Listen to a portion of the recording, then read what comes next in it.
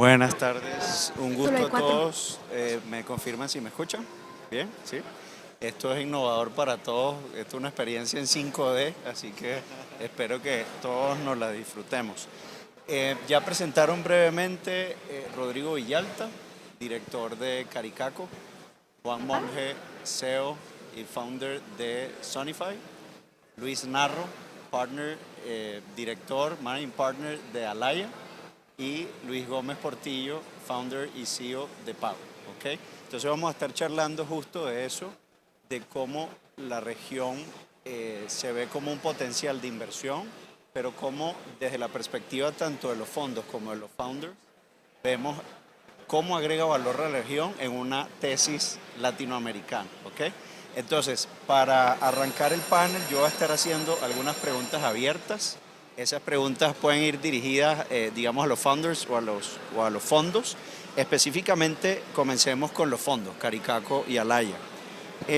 Pensando mucho desde el lado del funding, del capital y las perspectivas que tienen sobre la promesa de esa disrupción, las ideas que tienen los fundadores, ¿qué señales indican que esa fintech no solo es una buena idea, sino puede ser sostenible en el mediano plazo y puede escalar? Quizá empecemos contigo, Luis, a ver qué piensas. ¿Qué señales te dan que una fintech puede ser muy prometedora? Bueno, primero, buenas tardes. Me escuchan todos, ¿cierto? ¿Cuántos emprendedores hay en la audiencia? Por ahí sí, levantar la mano. ¿Uno nada más? ¿Dos? ¿Qué? ¿El resto inversionistas? Ah, bueno, bien, bien, sólido. Bueno, a ver, me presento rápido nada más como para dar contexto. Yo soy parte de Alaya Capital. Alaya Capital es un gestor argentino. Arrancamos en el 2011 cuando no había ecosistema y bueno, hasta la fecha llevamos 60 inversiones. Todavía ninguno en Centroamérica, pero estamos cerca y realmente estamos ya como en última fase de invertir en una que ojalá podamos anunciar muy pronto. Yo soy peruano, así que comparto también mucho de la cercanía quizás con un ecosistema emergente. Ya no estamos en una Argentina, un Brasil, un México que tiene mucho más ecosistema, así que también puedo dar esa perspectiva si gustan. A ver, respecto a tu pregunta, yo te diría, todo vuelve como a lo básico, ¿no? Al equipo. Entonces, ver un equipo sólido que va comercialmente avanzando, que el producto también va evolucionando, pues realmente no hay más allá de eso. O sea, yo quisiera darte una respuesta como más elaborada, de, como un secret sauce, de qué realmente hay detrás de una fintech exitosa, una startup exitosa, pero todo realmente vuelve al equipo. Quizás sí hay un factor tiempo que es desafiante porque nosotros estamos en una industria que necesita velocidad. O sea, necesitas crecer rápido, necesitas levantar siguiente ronda rápido, necesitas ir a otro mercado rápido. Y muchas veces ese proceso es un poco más lento en nuestra región. Eh, Cuando eso ocurre, muchas veces nosotros como inversores de etapa semilla, sería, nos podemos quedar fuera un buen deal. Entonces sí hay como un mix de encontrar una compañía que escala rápidamente como en ese sprint inicial de un año y poder entrar también suficientemente rápido y temprano, digamos, para que sea una buena oportunidad para nosotros. Pero te diría equipo y tracción comercial como en un segundo plano. Rodri, ¿cómo ves tú que una empresa entonces es sostenible y que tiene impacto regional para tu invertir? A ver, creo que, disculpen, pero es extraño escucharse por medio de la primera vez que me estoy dando cuenta que me escucho, pero bueno, ya, listo, acostumbrado. A ver, yo creo que vital, a ver, para poder generar alcance y escala e impacto en una región hay que poder operar bien y funcionar de manera adecuada. Entonces, puede que sonemos un poco redundantes en lo que mencionó Luis, pero volvemos a temas de nosotros invertimos en gente, en equipos, y tal vez para hacer un poco más de doble clic, cuando decimos que ese equipo, industrias financieras y fintech tienen componente regulatorio, tienen componente de tecnología, tienen componente de levantamiento de capital, tienen componente de canales de distribución, y para nosotros equipo significa personas que puedan asumir estos roles. Siempre buscamos y creemos que aquellas compañías que pueden llegar más lejos son aquellas que tienen este equipo con el cual cada uno puede tener ese rol dentro de la formación que están intentando atacar el mercado. Creo que ese es un diferencial clave en nuestros casos de éxito. Acá hay dos compañías del portafolio. Eh, Luis tiene en Hilario y en Farid una persona encargada de toda la parte de tecnología, otra parte encargada de todo lo que tiene que ver con finanzas, y Luis que es un poco más la parte estratégica y levantamiento de capital. Juan, con Sofi, la clasificación es un poco distinta. Yo lo veo como que Sofi hace más back office, se acuerda y vela porque la operación funcione. Juan es más cómo crezco y cómo desarrollo. Entonces, esa poder dividir tareas entre los componentes o los participantes del equipo creo que es vital para poder generar negocios que realmente escalen y principalmente en una industria fintech en donde es importante tener un buen producto con confianza y que funcione desde el día cero. Si no, se pierde la confianza y no se puede escalar de manera agresiva. Buenísimo. Y vamos ahora a incluir a los founders. Y hablando de confianza y del reto de escalar y generar esa atracción, ¿cuál piensan ustedes que hasta ahora ha sido el mayor reto para ustedes? Bien sea regulatorio, temas de producto, cultura, proceso. Entonces, no sé, Luis, si nos cuentas un poquito cómo has logrado llenar las expectativas de los fondos con esas métricas clave y qué es lo que ha sido más retador para ti hasta ahora. Más allá del reto, digamos, regulatorio o cualquier otro reto, digamos, de afuera, es el reto de cómo puedes convencer a los inversionistas que Centroamérica, que bien lo decía Luis, venimos de países no sexys. No somos México, no somos Brasil, no somos Argentina, que tienen productos internos brutos de 400, 500, 600, no digamos México y Brasil, arriba del trillón, digamos, de PIB. Entonces tenés que convencer a esos inversionistas que la región es lo suficientemente grande. Entonces ese es el reto más grande que hemos tenido nosotros como Pau. Cómo demostramos que nosotros vivimos acá y lo estamos viendo el día al día, que Guatemala es un país suficientemente grande para escalarlo. Entonces empezás a darles macroeconómicos a los inversionistas. Cuando miran que Guatemala hace 10 años teníamos un Producto Interno Bruto de 65 billion, hoy está por arriba de 120, 125 billion, y si seguimos creciendo con el ritmo que venimos creciendo, que seguramente lo vamos a hacer dentro de 10 años un país de más o menos 220 billion de Producto Interno Bruto, con 18, 20 millones de personas. Entonces empezás a darles estos macroeconómicos de decirles, ok, aquí sí estamos en un país suficientemente grande para poder escalar este negocio y vamos a ir hacia otros países con la misma cantidad, digamos, por lo menos la misma o más cantidad de PIB para armar una región interesante. Entonces, primero le mostrás eso. Nosotros fuimos por otra vía, que era irnos muy, muy deep en un país. Hoy tenemos, pues, ganado, digamos, el mercado en lo que son Payment Facilitators en Guatemala. Somos la empresa más grande de PayFac en Guate. Y ya estamos saliendo a otro país como Ecuador, que tiene un PIB muy similar a Guatemala, tiene una población muy similar a Guatemala. Obvio tenemos otros retos porque la regulación acá es diferente a la regulación de Ecuador. Nos costó más o menos 14 meses en sacar la licencia para poder operar, pero ya nos dio tracción aquí en Guatemala para levantar. Ahorita Guatemala ya shifteamos el foco de ya no crecer al nivel que estábamos creciendo, sino que ya estamos muy cerca del break-even. Después de más o menos casi ahorita este año cumplimos 4 años, entonces ya vamos a lograr el break-even para ya poder enfocarnos en hacer crecer igual un país como Ecuador. Entonces el reto más importante fue eso, cómo le demostramos al inversionista. Tuvimos quien lideró nuestra ronda seed fueron los inversionistas de Londres, y les tuvimos que evangelizar básicamente. Ahí también Rodrigo nos ayudó con eso porque querían conocer a nuestros inversionistas locales, aprender un poquito de la región, porque los números, digamos que sí, como decía también Luis, los números sí los daban, teníamos crecimientos pues bastantes generosos en los años anteriores, pero es cómo podemos seguir creciendo a ese ritmo y a un ritmo, digamos, que no solo es crecer por crecer, sino que también crecer ordenadamente con canales de distribución y hacer lo mismo, replicar lo mismo en otro país. Buenísimo, Luis, buenísimo esos insights. Juan, cuéntame tú cuál ha sido el mayor reto. En el caso nuestro, tuvimos el desafío cuando iniciamos Unify de que, nuevamente, coincido con Luis, ¿verdad? Nuestro inversionista lead en la serie Pre-Seed era un inversionista canadiense, que lo primero que nos decía es, bueno, ¿para cuándo México? ¿Para cuándo Colombia? ¿Para cuándo Brasil? ¿Verdad? Ellos decían, la región de Centroamérica es muy pequeña para nosotros y nosotros empezamos en Costa Rica. Entonces nos decían, ok, genial Costa Rica, pero necesitas expandirte lo antes posible a otros mercados.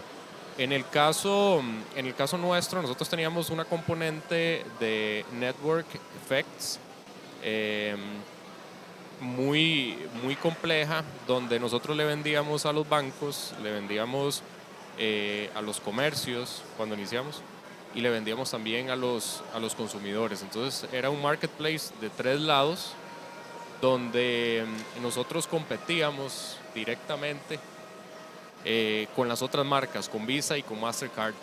Entonces, al final, no solamente tiene ese componente, sino que también tenía el componente de cumplimiento regulatorio.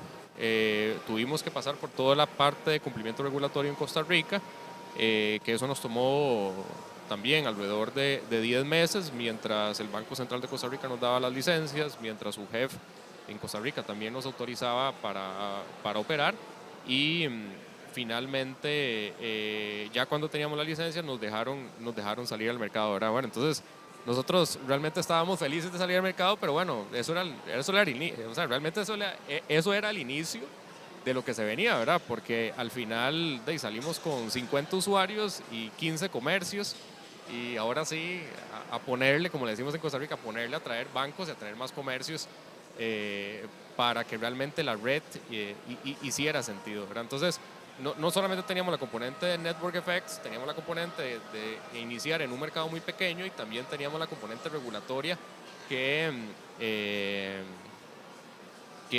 implicaba ciertos desafíos. Nosotros tuvimos la suerte en Costa Rica que cuando nosotros entramos al Banco Central, fuimos como de la última camada que logró entrar al Banco Central y luego otras fintechs que en el momento tal vez no hicieron una labor buena y el Banco Central cerró las puertas y el Banco Central en aquel momento, eso era en pandemia 2021 por ahí, dijo ya no vamos a dejar más fintechs entrar. Entonces tuvimos la suerte de estar en el timing correcto, de aprovechar ese timing, salir al mercado, empezar a crecer y luego, ¿verdad?, demostrar que podíamos abrir un segundo mercado que es Guatemala, por cierto, y que además podemos seguir abriendo otros mercados en Centroamérica para seguir escalando con la plataforma. Sí. Fuiste de los últimos de los primeros, se puede decir. Qué bueno. Algo así. Buenazo. Ahora vamos a hacer algún set de preguntas individual, si les parece, enfocado al momento que vive cada una de las empresas, ¿no? Rodri, recientemente Caricaco lanzó CV2, que entiendo que es como el segundo fondo de Caricaco, y va mucho hacia la pregunta que veníamos haciendo al comienzo, ¿no? Digamos que Centroamérica se ve todavía como un mercado pequeño. La idea es cómo cambiamos eso, o sea, podemos vendernos como una región que tiene mucho potencial y dejar de vernos como los pequeños para construir empresas regionales o globales. Sí, a ver, CV2 es un commitment de que no tenemos que venderle a nadie, sino ya sabemos que Centroamérica, los que creen que es pequeño es porque realmente no lo conocen. O sea, creo que todos acá podemos ver grandes grupos empresariales en cada uno de los países que inclusive son multilatinas y nacieron desde acá. Entonces la capacidad y el potencial está, y aún más que eso, tenemos un montón de necesidades en la región y eso es una caldo de cultivo, decimos en Costa Rica, para creación de nuevas empresas. O sea, ese montón de debilidades que tienen los ecosistemas son oportunidades para hacerlo. Entonces, ¿qué necesitamos? Necesitamos más casos de éxito.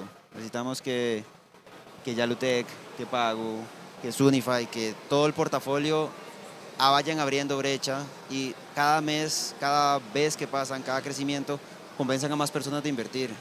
Hace un tiempo escuché a Shuniata, que es el managing partner de un fondo grande, Bicycle, que decía que es muy complicado ir a pedirle a personas de afuera que inviertan en la región si la región no está invirtiendo. Y eso es lo que pasa en Centroamérica. La mayoría de los inversionistas no están poniendo el capital en la región. Y creo que no es ni siquiera que necesitemos poner todo el capital de los patrimonios familiares. Es una fracción pequeña con la que realmente se puede impulsar el ecosistema. Entonces es como un dilema del huevo y la gallina en donde tenemos que ir empujando poco a poco los founders y las startups, generando casos de éxito para que cada vez más personas se animen a emprender y el ecosistema se está moviendo. Si hoy me vuelvo a ver, en el momento en que conocí a Juan y a Luis, que fue hace 4 años, el ecosistema está totalmente en otro nivel. O sea, hoy es un mejor momento para emprender y hoy es un mejor momento para invertir. Ya han habido éxitos relevantes en la región. hay compañías que ya están operando en todos los países de Centroamérica y lo que costamos es paciencia, tiempo, confianza en los emprendedores, apostarles y respaldarlos. Y creo que no es una pregunta de cuándo, de si va a pasar, es una pregunta de cuándo. Y creo que estamos más cerca de que eso pase. Buenísimo, me deja bien alentador esas palabras y creo que todos estamos en esa misión. Luis, Narro, desde Alaya, entendiendo que ya van por su tercer fondo, que nos dijiste que tienes más de 60 inversiones colocadas, que tu foco no es solo una inversión, un acompañamiento integral del emprendedor. ¿Qué es lo más relevante y lo que pesa más para ustedes en ese perfil del emprendedor? ¿Es la calidad del equipo? ¿Es la ejecución, la huella que dejó? O sea, ¿a qué le estamos apostando en eso que dice Rodri de hacer crecer la región? Está buena. Lo único que no quiero es responder lo mismo que respondí antes. Pero quizás me sumo nada más rápido al comentario de Rodrigo. A ver, nosotros la primera vez que vinimos fue en el 2022. Creo que fue la tercera edición de Volcano Summit.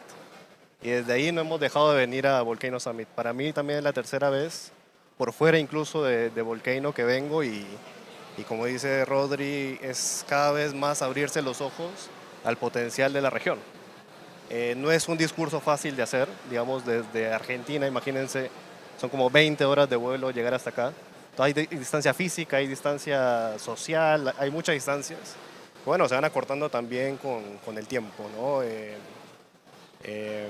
Para ir quizás a la pregunta de factores diferenciales en el equipo, creo que en el espacio fintech es relevante, y aquí no sé qué opinan los demás, pero creo que es relevante también la capacidad de fundraising. O sea, obviamente está el mundo de quizás crecimiento orgánico, quizás un poco más bootstrap, pero creo que para ser una fintech de escala regional global hay que tener esa capacidad de fundraising, no solo del equity, sino también de tocarle las puertas a esos grandes lenders que están buscando también oportunidades. Hay un mandato muy grande de invertir en Latinoamérica y específicamente en mercados como Centroamérica, región andina, en Sudamérica.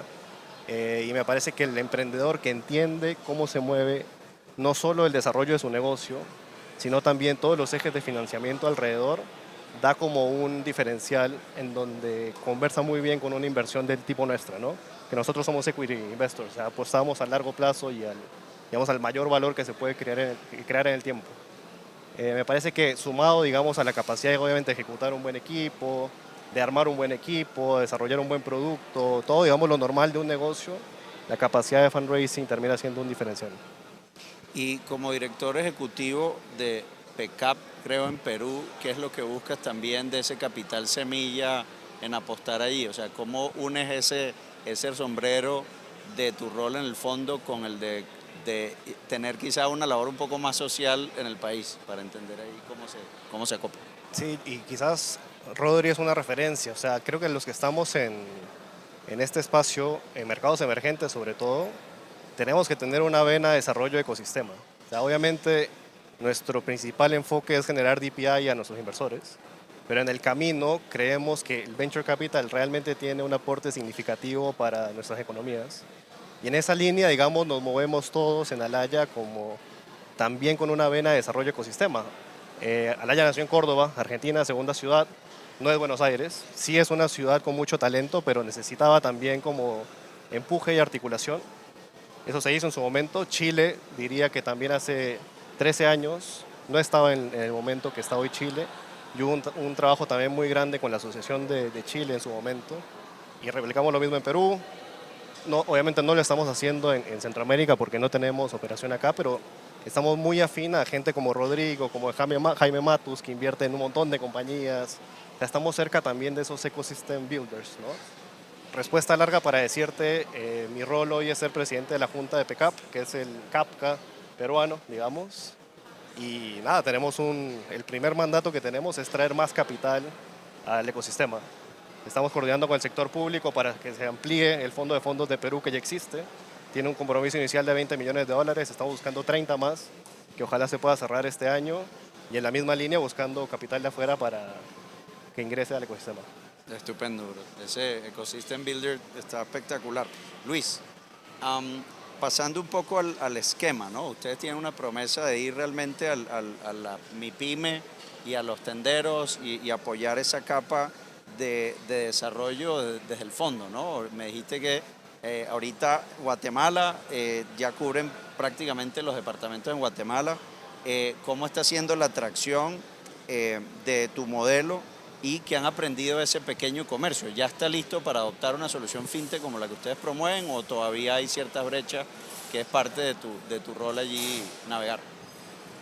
Así empezamos, digamos, el camino natural de nuestro modelo fue así. Al principio nos fuimos muy a base de la pirámide.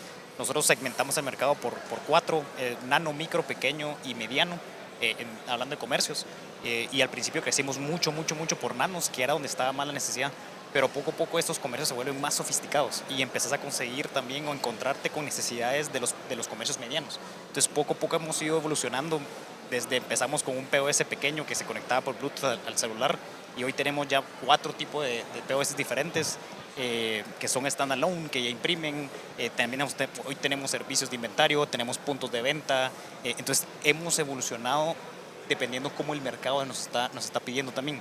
Era una cuestión, por lo menos tuvimos la suerte aquí en Guatemala que solo habían 2 adquirentes. Nosotros fuimos a competir como el tercer adquirente, que todavía no somos adquirentes, pero fuimos a competir como el tercero, entonces había demasiada demanda en el mercado y poca oferta. Entonces tuvimos también ese pequeño pizca de suerte y así fue como crecimos muy rápido al principio. Ahorita estamos entrando al 4.º año y ya hemos ido evolucionando la estrategia. Al principio era pues todos los pequeños comercios. Hoy ya estamos un poquito más arriba de ese comercio y lo podemos ver también por nuestros tickets promedio, que ahí Rodrigo puede dar fe. Empezamos con tickets promedio de comercio, de transacción mensual por más o menos $400, $300 al mes por comercio y hoy ya estamos alrededor de $1,200, $1,300 al mes. Entonces, pues en cuestión de 3-4 años hemos subido ese ticket promedio y también la misma transaccionalidad. Pasamos de tener 12 transacciones por comercio al mes y hoy ya estamos aproximadamente en 30 transacciones al mes. Entonces esos comercios se vuelven un poquito más grandes cada vez, ya tienen otras necesidades, no solamente de una aceptación de pago. Lanzamos este año también la cuenta bancaria porque vimos que la liquidez para ese tipo de comercios es muy necesaria. Entonces empezamos a lanzar la cuenta bancaria para poder liquidarle a nuestros comercios en esa cuenta bancaria. Nuestro segundo paso ahorita es MCA, o Merchant Cash in Advance. Ya tenemos toda esta data de los comercios de los últimos 3-4 años y ya podemos usar esa data para nosotros poder prestarle al comercio y pueda seguir dándole crecimiento al negocio de ellos que hoy no tienen ese acceso a capital de la banca tradicional. Un reto no se oye simple, pero supongo que han sido canas que te han sacado el proyecto, pero creo que es muy apasionante. Ahora, ustedes, Juan, desde Sunify también tienen una propuesta bastante ambiciosa y es prácticamente facilitar toda esa experiencia de pago y todo desde una sola app o de una sola interfaz. Entonces, ¿qué ha sido lo más retador que tuviste en ese proceso que te llevó hasta acá y a cosechar ese éxito que han tenido? Realmente el modelo ha ido migrando con el tiempo.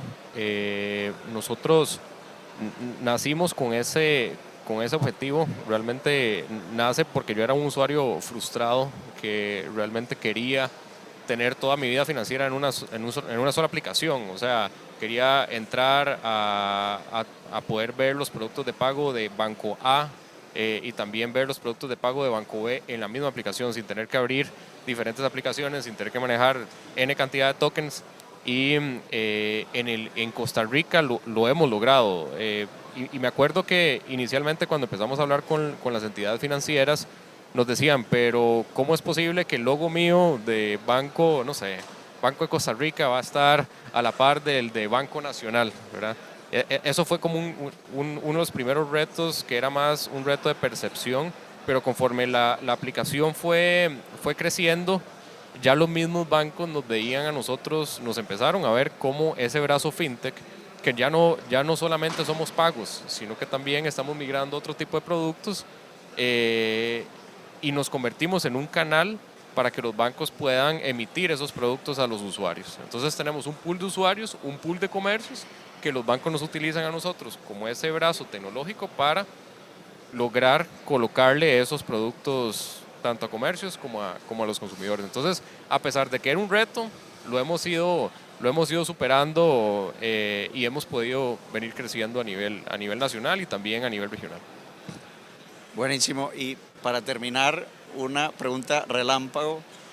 Si en 5 años una fintech ha sido exitosa, ¿cierto? Y que se ve que que ha roto todo, muy exitosa en el camino, ¿qué tuvo que haber hecho hoy para proyectar hacer esa fintech en 5 años? O sea, ¿en qué arrancas hoy si tuvieras la oportunidad?